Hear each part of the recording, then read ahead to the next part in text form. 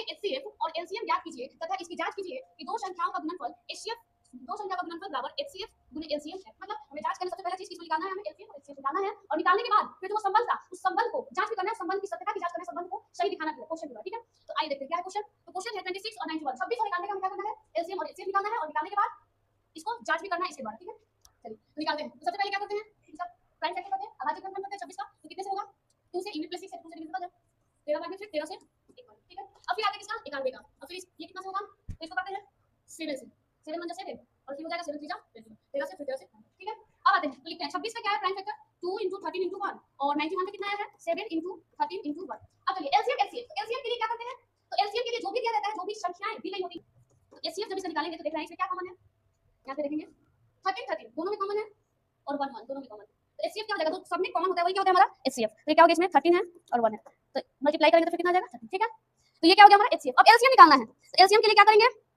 पहले तो एचसीएफ आया उसको लिख लेते हैं 13 × 1। अब बाकी जो भी बच गया रेस्ट ऑफ जो भी बचा हुआ है अब उसको क्या करेंगे गुना कर देंगे, तो कितना आ गया 2 × 7।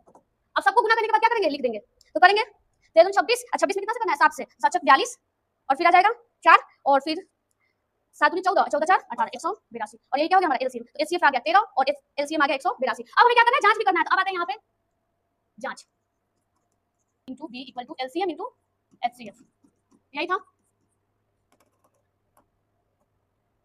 चलिए एलसीएम इनटू एचसीएफ, तो ए कितना है, ये जो संख्या गिवन है वो 26 इनटू बी कितना है 91 91 इक्वल टू एलसीएम कितना आया है 13 इनटू एचसीएफ कितना आया है 182 ठीक है। अब क्या करते हैं गुना करते हैं दोनों साइड, देखते हैं इक्वल आता है कि नहीं। पहले इधर कर लेते हैं 13 26 6 2 बचा 13 104 और 2 106 10 10 बचा शेष और फिर कितना आया 13 1 13 13 और 10 23 कितना आ गया 2366 2366 और इधर भी करेंगे तो फिर उतना ही आरएचएस लेफ्ट हैंड साइड और राइट हैंड साइड इक्वल है। यहाँ से क्या होता है संबंध की सत्यता की जांच पूरी होती है, तो लिखेंगे LHS equal to RHS prove that.